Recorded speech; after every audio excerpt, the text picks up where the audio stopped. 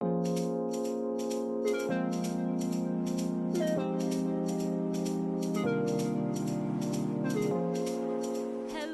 Afrolit listeners. Welcome back to another episode. I'm so grateful for this guest. Oh my goodness. Another rep for the 254. Yeah. You may know her as Miss Kenya 2019-2020 USA. Meet Wendy Odwo. Woo! Yeah. This is like, right? This is a long time coming because we have collaborated on like other stuff, and I was actually thinking back to how we met, and it was just so interesting because it was like literally in an academic setting. Yeah. Like I think I saw you, Yeah. you saw me, and we're like, this girl is African. Must be African. He must be African. And like just connecting on the fact that we're both Kenyan. Yeah. And then fast forward, like just inviting you to like my world and all the different things that I do, and like making sure that, because as the Afrolit fam knows, we're all about uplifting each other. There's no such thing as competition. We're all here to collaborate and like enjoy each other's time and company, and like what we all can bring to the table. Because if you eat, then I'm eating too, right? Right. So I'm excited. Welcome to Afrolit. Thank you so much. Oh, I'm really excited to be wow. here. This conversation is so necessary because I feel like, it's funny, I feel like I'm in a theme right now of just Kenyans who are doing amazing things in the diaspora. Like earlier in the year I had Poison Ivy with Moonchild Sonali. A couple weeks ago I had Njambi, and now I'm closing it out with you. You know, so thank you so much. Thank you. So what has it been like, just, you know, now stepping into your new role as Miss Kenya USA? Like, has anything like really changed for you? What's been the biggest change? The biggest change for me, I would say, is really trying to make sure that, not necessarily prove that I deserved the crown, but trying to prove to people that mental health is actually a problem. Ooh, because unlike winners sometimes, you know, when we're training for the pageant, they were saying that sometimes the people who win actually tend to be relaxed after winning, and then the ones who didn't win actually tend to do more. Wow. And it kind of makes sense because sometimes we get distracted by our testimonies. Right. You get a testimony, you get a victory, you get that job, and then you're chilling. Right. And, you know, that's kind of the place like, yo, I am a queen every single day until 2020. Yep. And so the way I live, the way I talk, low-key even how I tweet, like everything, I'm just like, I think I'll like come back to my tweets one day and I'll be like, I said that. Ooh. You know, like everything, it's kind of like I have to. Do you feel like a microscope is kind of on your life right now? Yes, because the thing is, you have to know, people are always watching. Always watching. Whether they want you to win or fail, they're always watching. Yeah. And one thing about that is that just not you. I mean, you're not conditioned to the others who are watching, but always live your life like the best way that you should be. So regardless if they want you to win or not, you're thriving because your focus is like, I'm living the best I can be, you know? Yeah, no, for sure. Yeah. So let's take it back for the Afrolit fam. For those who may not know you, those who may not know, like, who's this Wendy chick, you know, take me back to your journey to the United States. Like, coming from Kenya, 254, like, how was that just experience? And, you know, where did you grow up?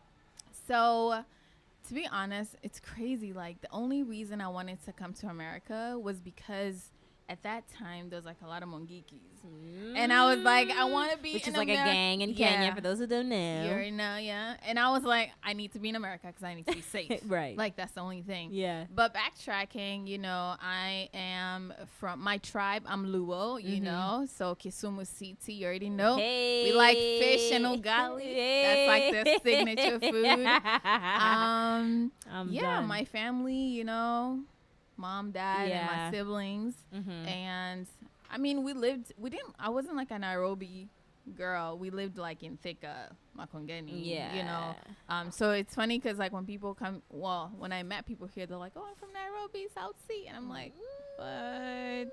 So I didn't really like get to experience Kenya when I was in Kenya because I came here when I was 11. Yeah. So I knew very little until like, you know, now growing you and were going in the back. village doing your thing. No, not exactly, but you know what I'm saying.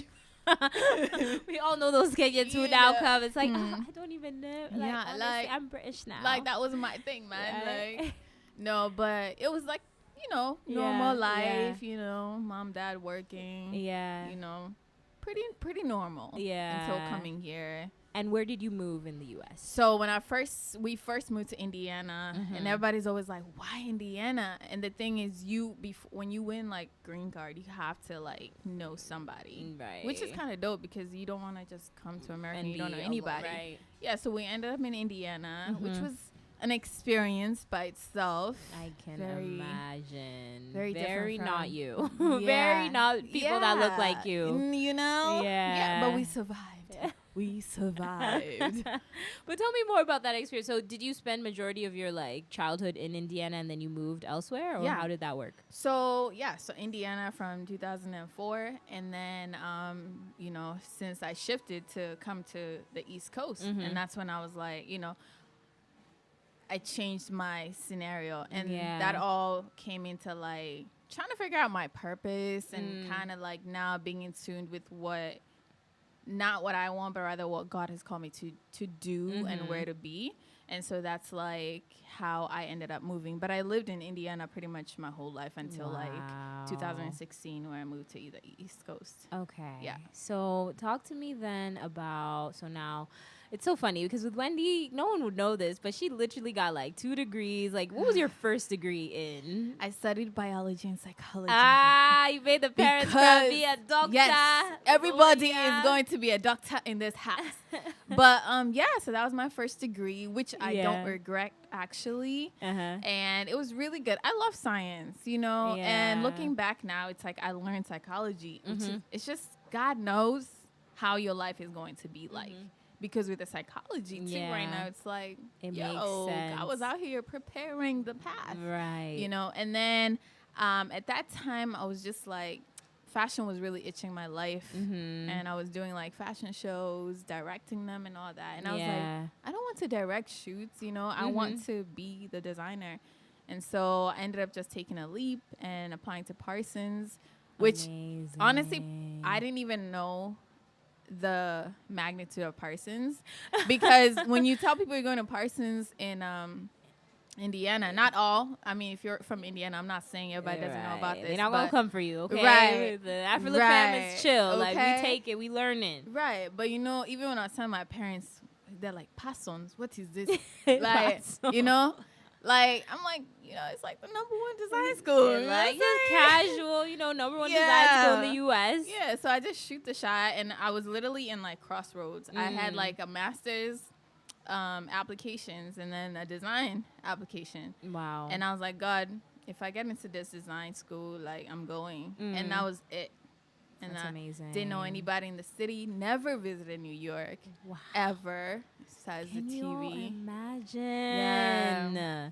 Wow. And the rest is history. The rest is history. No, that's so interesting because I feel like, you know, we always hear that story of $1 and a dream. You know, that's all you got. Right. Come to New York, Right. and you're actually like a true testament of making that happen. Yeah, and it's You still know? and it's still a process. Yeah. You know, like I think I always say, like, after you take a leap of faith and like you allow God to walk you through that scary moment, you have to understand that you've graduated to a different level, meaning the steps of faith that are going to come next are going to be even more scarier than the one you thought it would, because now you've gained some muscles. You know, you were able to jump one, so you should be able to jump higher. Yeah, and I think that's the trust, quote unquote, that God has on our lives. Like, okay, you were able to do this, so I understand that you can do the next one. Yeah. So tell me more about your faith, because I feel like,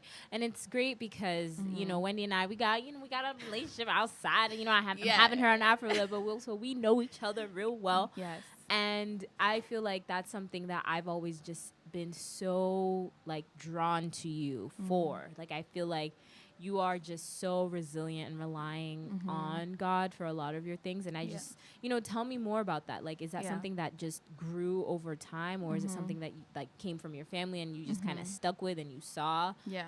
Like talk to us. Yeah. I mean, I definitely like my childhood, backtrack into that real quick. Like my mom used to like go to these prayer sessions. Yeah. But she used to like drag me with her, but I used to like fall asleep. But now when I look back, I know she was sowing seeds. But we weren't like the typical family, like, oh, let's join hands during like dinner and pray.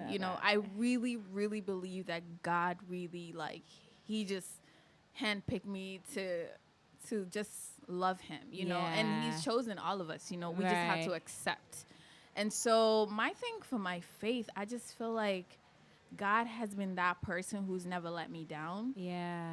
And I feel like he's constantly trying to tell me that, support is great, but I'm your rock, and I feel like most of the times I think that's always been my thing. Like, God, I feel this way. I need this. And he knows, like the Bible says, even before you utter your prayer request, he knows. And that's literally been my experience. And, we'll talk about the pageant later, but I have a whole completely different experience now because of that. But yeah, I just feel like for me, he's just been that anchor in my life. And I don't know. There's just no other way. There's no other way to describe it. Yeah. No, and I think that's beautiful because it's just so organic in how it's grown. You know what I mean? Like, it's so organic and like how you have just been clung. You clung because a lot of times when you think about faith, like it's something that was kind of shoved down people's throats and like they were just kind of forced to accept it and not develop that personal relationship, because that's what's really most important, right? Yeah. Like you can be whoever and do whatever, but if you have that personal relationship with God, like that's your story. Right.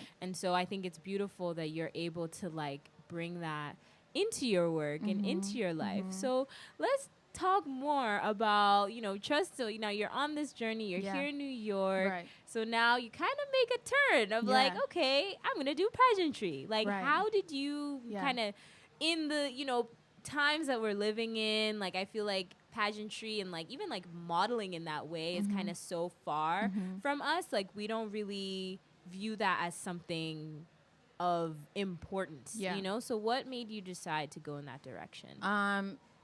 Timing. Okay. So in everything you do, you have to know the timing. Yeah. You have to know when to drop content. You have to know when to ask somebody out. Algorithm. You have to, you know what I'm saying? You have to know timing. Yeah. And I could have done the pageant last year. Yeah. Year before that. Oh, or even next year. Yeah. But timing. One, because it's crazy, because I think I was ready to finally talk about what happened in my family out loud. Okay. And we can get into that. Yeah. And then, so healing was one thing.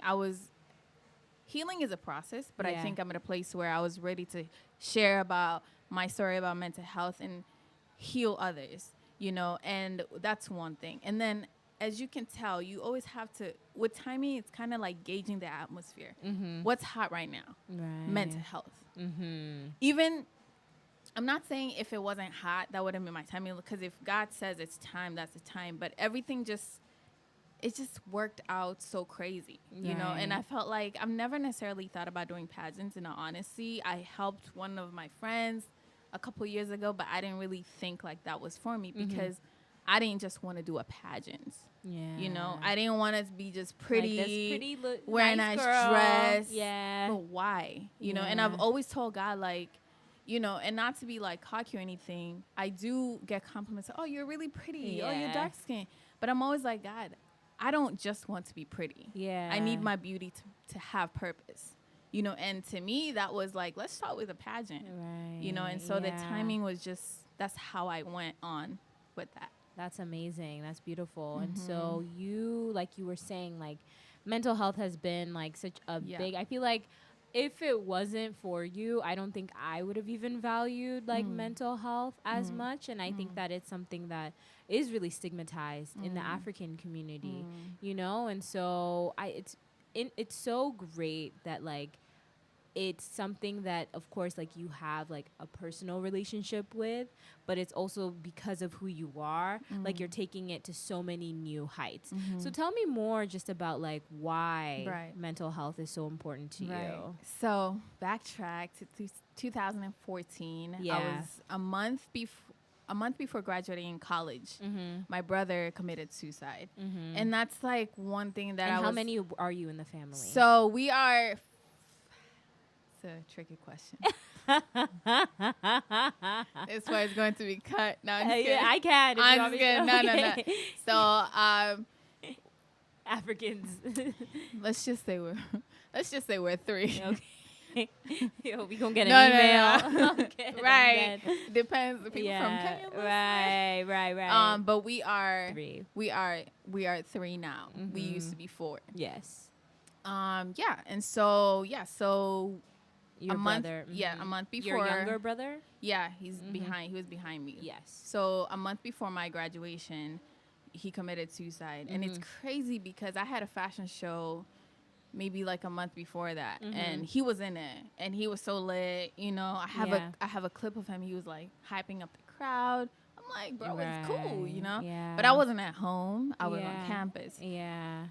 Hindsight, they say, is 2020, right? So looking back, you know, people are always like, oh, what happened? Which, those questions are really hard to answer, I mean. But it's just like, I also don't think Africans really have the sensitivity behind those questions. Yeah, we don't. Because, it's like, you know how Africans meet up at houses when someone dies?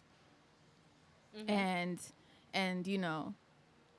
when someone dies and they, it's a lot of people. Yeah. At that time, it's like, I know we're gathering so we can comfort each other.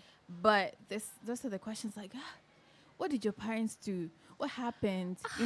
Like, how do you start? It's like like, sis, huh? But to them, ignorance, it's hard because at that point, it's like, should I snap or should I educate? But even at that point, you're grieving. Right. And at that point, I'm not even educated in this. So I don't even know what to tell you, because if I tell you he's depressed, you're like, no, that's demonic. It didn't happen. You know what I'm saying? Like, wow. And that's a whole different topic, actually, when we define mental health, and I'll get to that. But so it was really tough. And I always say this, there's a guy who came to me literally on the viewing of my brother's, body that day. And he was like, he should have chosen to do it a different way.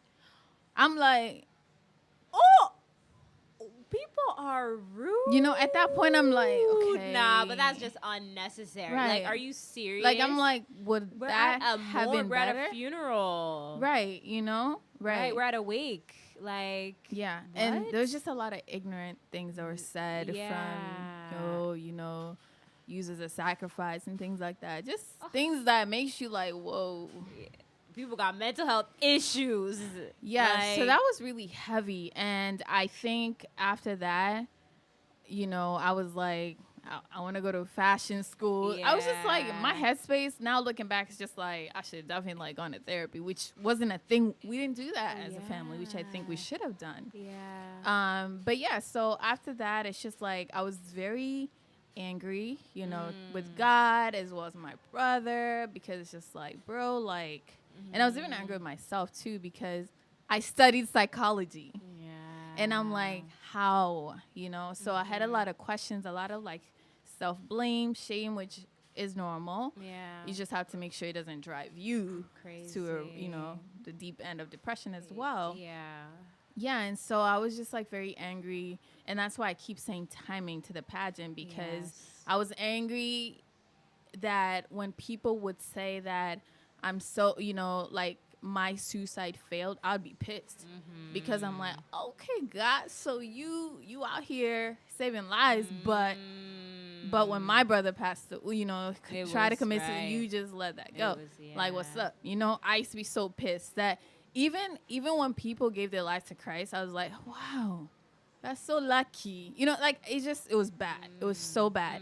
And I think like God had to deal with that, and I really had to deal with that, because I was at a point that I didn't want to help people. You know, I was like, oh, good job for you. You didn't die. Yeah. And that's another thing. When you're dealing with pain or when something bad has really happened in your life, you have to be very careful of how the enemy can lead you to not use that the way God wanted it to be used. Because he wants you to be upset. He wants you to let you drive you out of your faith. And trust me, me and God were, you know, we were cool. Having a conversation. But, you know, I was like, God, listen, I know you out here doing your thing, but you out here really failing my life. And I think that's another thing. You have to be honest with God when you are hurt. I don't think those conversations are needed. Yeah. Because you're being honest. Like, God, I'm hurt. You didn't come through for me this time. And he knows and he listens and he cares so much about those feelings. Yeah. And that's okay. It's okay to be vulnerable with Christ. You know, he's loving. He's the ultimate therapist, you know? Yeah. And so I think fast forward to 2019, I was ready to be like, you know what? I'm not going to let the enemy or mental health take anybody else's life. And that's a mental shift from where I was in 2014.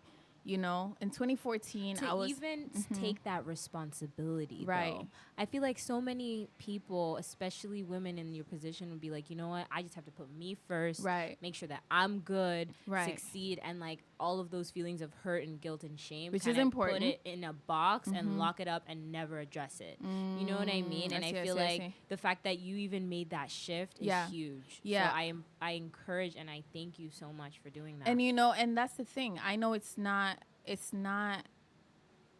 by my strength. I know that God is interested in people's needs, you know? Yeah. And that's the thing too, when I started the pageant, I wrote down like I wanted to win everything. I literally wrote it down. And I said, but in the back of my head, there was this thing, Holy Spirit was like, why do you actually want to win? You know? Because you have to understand, when you ask for something, this is my take, and I feel like it makes sense. If it doesn't answer somebody else's prayer request, then you don't deserve it. Ooh. You know? Because talk about that. So is it like it needs to be able to open a door for someone else, or it just needs to be able to help someone else? It could be opening a door. It could be helping somebody else. Okay. Opening a door is helping, right? Yeah, I just feel like we're all one body. I see. Let's say you want this podcast to be a big deal. Why? Why? People need to hear this information, right? Yeah. Mind you, I'm not saying you can't get things that are just, you know, trivial, like, you know, let's go. Right. Like, but even when you're on a billboard in Times Square. But why? When people see Echo on billboard, right, and they search you, there has to be a factor that hits them, even if it's not, you know, you gave them money. Yeah. It has to be something that, wow, her story made me go back to school or just be encouraged for that hot second. Right. That's purpose. Right. Everything, we're so tied together, and God is so interested in people's requests that your needs, your requests, it literally answers somebody else's, because you have to know, when you were born for a generation. You were born for an audience. So whether you're a designer, a musician, a podcast, you know, interviewer or whatever, anything, TV show, there's an audience that was called to you that you're going to inspire. And so how we live, you have to remember that my purpose is answering someone's prayer. And that's how we are praying. That's real. And I think that the beauty is that when you know and you unlock the door for someone else, like, I mean, not that you'll even ever meet them or whatever, but it's like you were saying, like, you know, you're praying for this job, but maybe the boss needs to meet someone like you because they need their faith restored. You know what I mean? Like your story or your addiction or your former, you know, being out and like maybe you were in jail for some time and now you got out. You know what I mean? Like all of that kind of plays in to only relation. If you allow it to, you know? Like I feel like every time when you meet someone or, you know, if I met you, there's a purpose, right? You know, but we all have to also be very willing to know that we have to be very like woke spiritually, you know, and that's the whole thing for me too. It's like I don't take anything for granted because I know everyone I meet or every room that I'm in, you know, there's a purpose. Right. But we have to be willing, because there's free will. You could really be Right. hard-headed or not let everything flow. So God, but at the end of the day, God is interested in everybody's needs, and he knows how everything's supposed to play part, you know. And yeah, it's just something to put, you know, in your mind everywhere you go, in every room that you're in, because it's not by mistake that you're in that room. If you're in a room, there's a purpose that room's trying to fulfill, you know, if or teach you, right? And so I think that's something that I really learned through the pageant, because it's just like, I don't just want to win. So talk to me more about like gaining the community, because y'all, like, I feel like now with social media, like you would expect like, oh, only people with like 10K followers can be Miss whoever, you know what I mean? And not to say that your platform has so much impact. Like she does amazing lives that all the Afrolit fam needs to get up You on. already know, man. And she has her music Fridays, which she'll definitely give all the information towards the end. But I just want to know how you were able to rally the community, because I was checking those votes. Like, there was a time, like, I feel like you got over, like, 3K votes or 4K votes. Like, you didn't pay for nothing. Like, people were out here, like, how can we support you? Like, I was seeing, like, even, like, celebrity shout-out to Cappuccino, you know, Kofi, Clifford Owusu, like, posting about it. Like, yo, you're no... I was like, let me tell y'all. Wendy know? Y'all listen to this Afrolit. This is a preaching, because God is going to be mentioned so many times. Yes. I kid you not.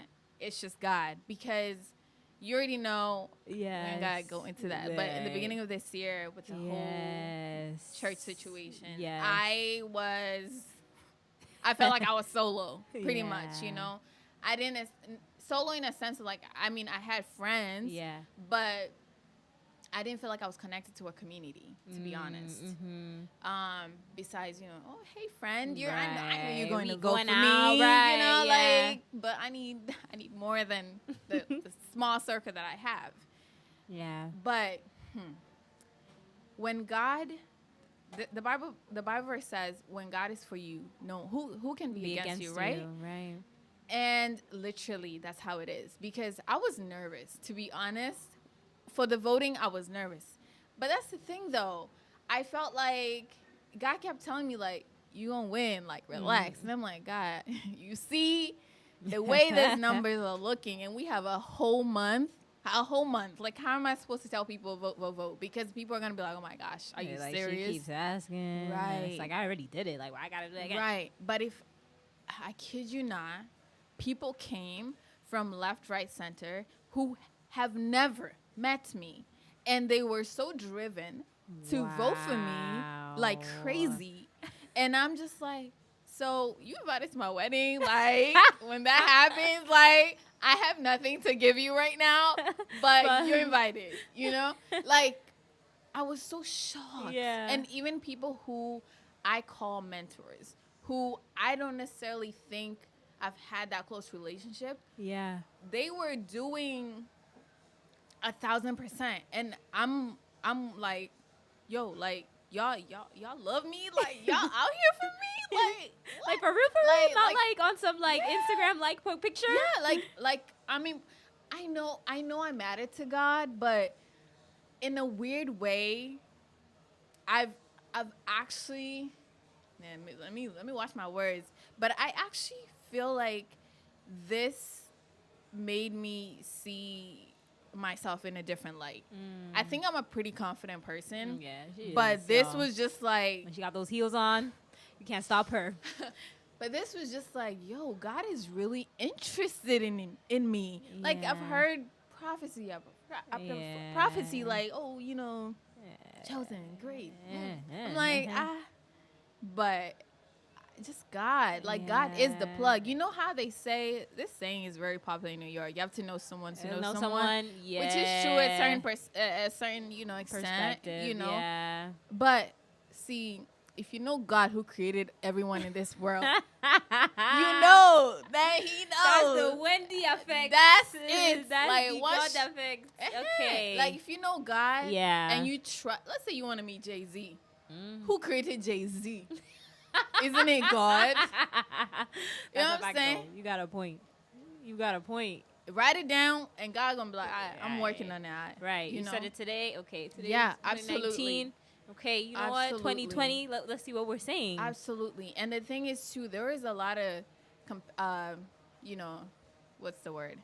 The other ladies in the pageants, they had a strong Kenyan community, you know? They had a tribe. Some people were from ATL, you know, there's a lot of Kenyans there. Right. Some like New York, like Kenya coffee, you know? Crickets. No, but that don't mean anything. Yeah, like, it didn't. if you have $5 in your bank account and you want to start a $5 million business, just start.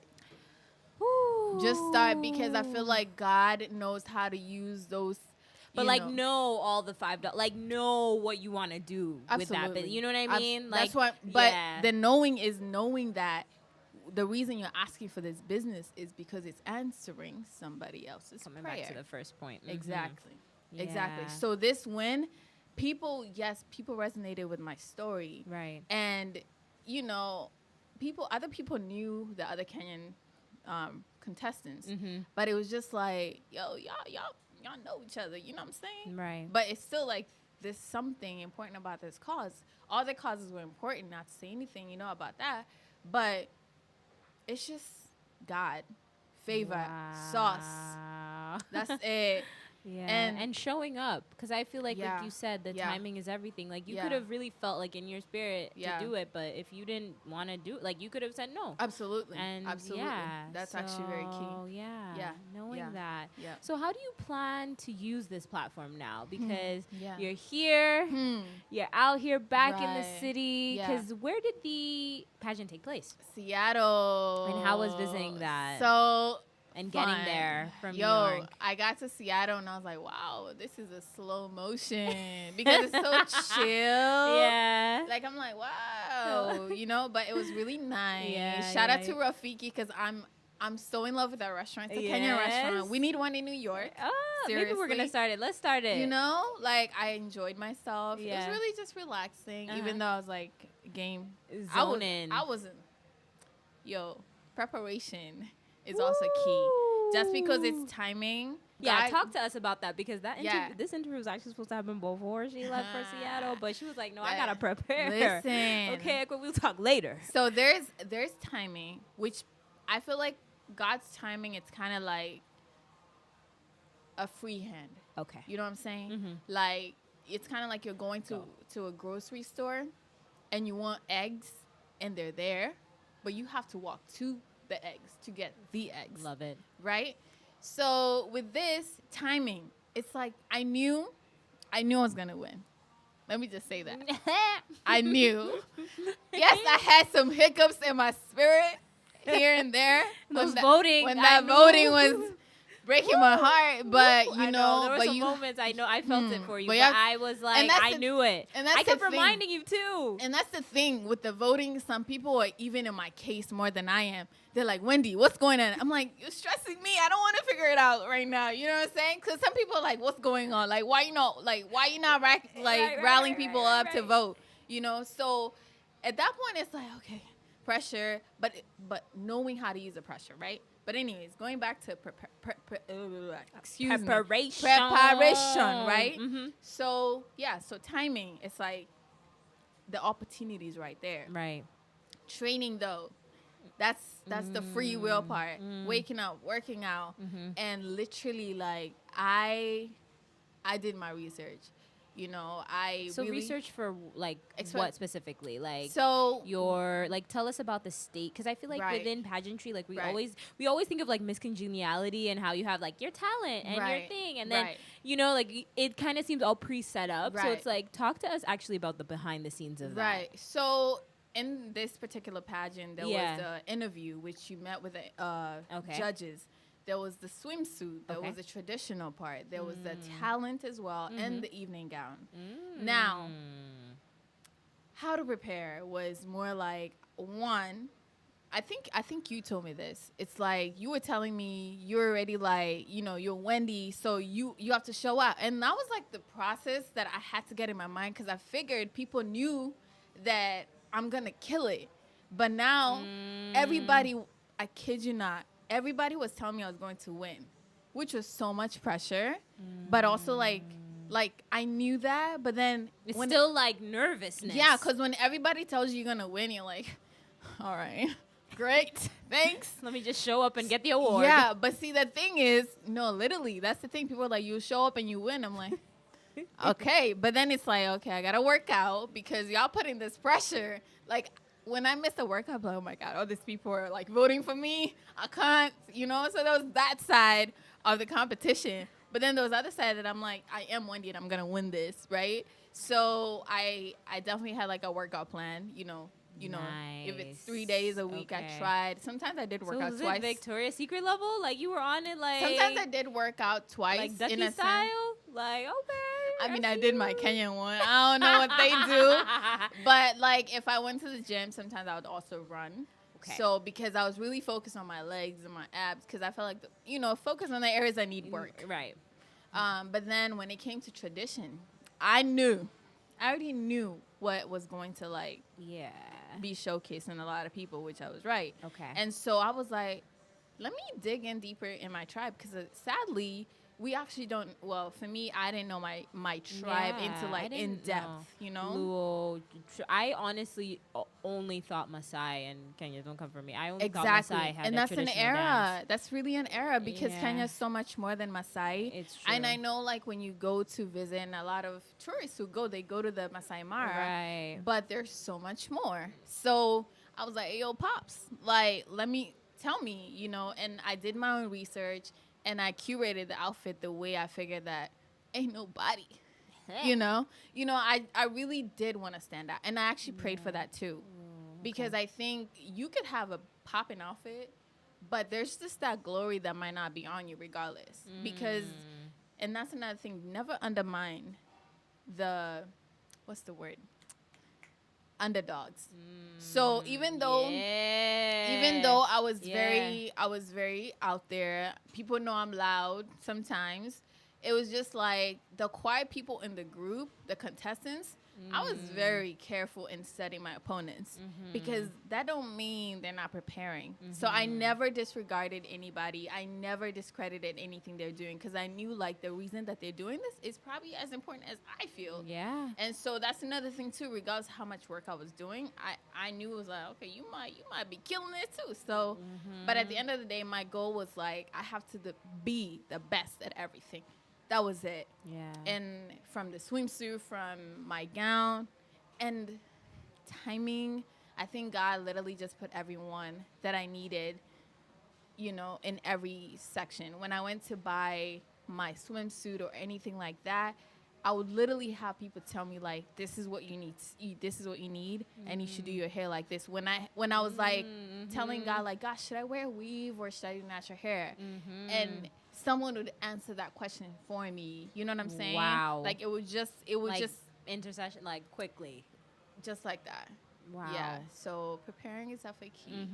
No, I agree, and I think that it showed because who walked away with the award? So do you get like an actual award? I do. How did it feel actually receiving that and being crowned? It was actually crazy because before they actually crowned the queen, they announce the awards for the different sections because even if you don't win the crown, you could win like best swimsuit, best tradition. Okay, yeah. So what had happened was I was so shocked, but then I wasn't because I wrote it down, right? And so, best swimsuit, Wendy. Best traditional. It got to a point that when the MC was announcing it, the crowd would just be like, contestant number 5, which is me. It's just so crazy. I had no one actually at Seattle because it's too expensive to travel. Yeah. And you would just think that I was... If it was like the East Coast, though, we would have been disrespectful. I really wish it was in New York. I know, like, we got to talk to the really organizers. wish it was in New York. But, and I'm talking about this because I am proud that I won. And I don't want people to listen to this and feel like, oh, you cocky. No. It's just that I did work hard for this. And I'm very, very proud. And I'm just really, like, excited to share this. And like, yo, like, I killed it, you know? And other people, if they do want to do something, they can do it Absolutely. too. I think Absolutely. that's all that your story Absolutely. has shown And me. I think, like, it's always, like, tricky in the social media age. Like, you know, when you post up, like, a testimony, it feels like, oh, so she boasted. No, there was work behind this. There was You work. know, there was work. If you post a photo with anything that you've been working on, you are allowed to be happy and, you know, celebrate, you know? That doesn't mean you're prideful or, You really are. you know? Yeah. I think it's just, No, so now that you've won and like you've had this opportunity, like, do you feel like you're gonna definitely like continue to like consult people or advise people? Like, how do you plan on taking this even further? Like, I know that you're gonna use your platform for mental health, but like, right. yeah, what are you gonna do? So it's technically illegal to consult people. Oh. Because, you know, if you ain't got no license, you can't really do that. Because when we talk about them, we're talking about somebody else's life. Okay, true. So I am looking forward to bringing people on board who can definitely do this work. Okay. I want to be like a library, you know? Yeah. So if you find my Instagram, I'm working on a website dropping soon. So, you know, like a portal, you know, that, you know, people can know, like, you know, people don't even know things like therapy for Black girls exists, you know, simple, you know? So I just want to make it more accessible for people who are not on social media, who are on social media, to just click a website away and just be connected to something that they can, you know, connect to that helps them. So I think that's like one thing I really want to do, because I do get questions and it's very difficult because I'm not a therapist. And I don't think people get that sometimes. Yeah, people don't. Because I cannot tell you what to do, sadly. Especially on your lives. Like, some people be following, they be writing their testimony. Exactly. Exactly. So it becomes very difficult, and that's why at times I do try to bring therapists on the live. And so if they want to seek further help, they can definitely do that. But my job right now is to definitely tell people that they can go where to go to get help, and they can go and get help. So yeah, that's kind of like what I really want to do, and definitely get into spaces to start the conversation, whether it's schools, churches, whatever, so we can really start this conversation. Because the problem with mental health is we don't know, and you can't deal with something you don't know. So if we educate, if we learn, if we desire to learn more, and we create spaces where people can learn, then you have an idea of what to deal with. Right. Because you can't deal with something you don't know. Yeah, you know? It's so good that you're able, like, you're creating yourself and being a resource and, like, using your platform to do good things, and not just show out. And I hope you come to all the functions with your banner. I mean, let me not say little, with your banner. That took me a while to get used to, because I'm like, y'all really want me to wear this sash though? I would wear it in my sleep. I would wear it to work. But that's funny. Every African function, that's a free ticket in. I am But you know what, that actually sorry, I'm about to spit a quick word, but like getting the crown and the sash was like getting a new garment. And sometimes we're not used to that yet. And you have to actually, like, when you're in a new season, you have to accept to, like, God is putting you on different levels and just walk with it. You know, that was something I'm like, okay, God, you want me to walk with this sash? Okay, cool. You know, and just like, this is the new me. Like, I am Miss Kenya USA. It's so weird, you know, but that's what it is. It is. You know? It is. It really is. No. Yeah. So is Miss Kenya looking for a Mr. Kenya? Insert cricket noise, please. But where are the Kenyans in New York, though? I don't That's even the real know. question. Do we exist? Mr. Kenya. But you're like, nah. That's for me to know. And for those and for y'all to see it out. When the ring is on my finger. We all saw Jackie Aina. You already know. That's how you do it. Gain levels. Yeah, there's levels to this thing.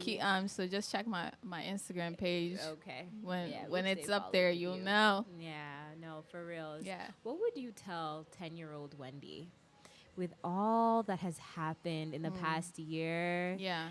With just, the beauty of how you've taken a situation that, you could have easily just kind of used and, like, kind of use as like a shield to block the world, but you've taken that situation and actually encourage people to be more open and be more involved and like talk about something that's so heavily stigmatized as African women.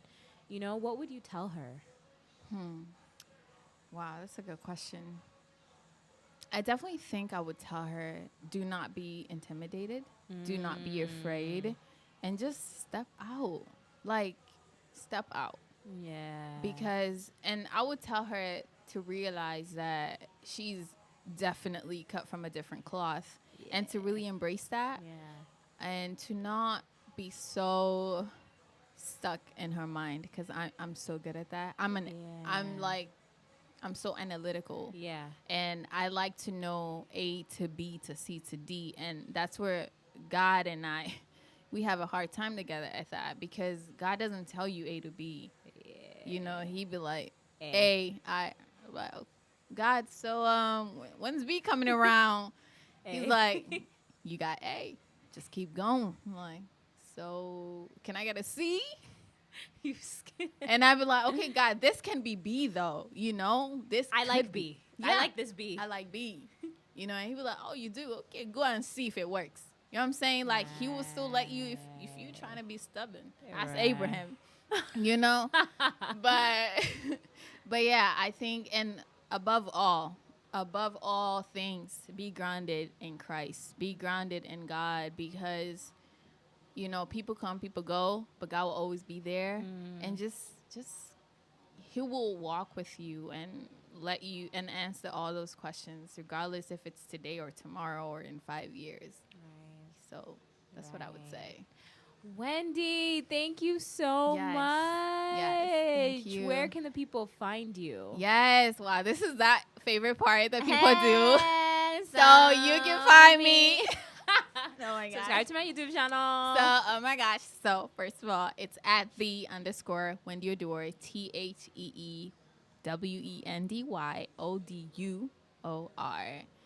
Yeah. And shout out to Color Fro for the tea. I appreciate y'all putting Africa on the map. Beautiful. And Busy, shout out to you too. Beautiful, beautiful, beautiful. Yeah. Thank you so much for your time and energy. And I just know and pray that God is just going to continue to bless you. Amen. And yes, this has been another episode of Afrolit. I am your host, Equa PM. Big special thank you to Canal Street Radio as a part of Listening Party. So make sure to come through to the market and visit them. I am also available on Spotify and where podcasts are all available. And you can send me a voice message on Anchor. I want to hear what you have to say. What do you think about Wendy? What do you want to ask her? Do you want to be Miss Kenya 2020, 2021? Yes. You know, for all of that information, make sure to follow me on www.equapm.com. And I DJ, so hook your girl up if you want to hear some mixes. You can find all of that on my Instagram. Much love to you all. Bye.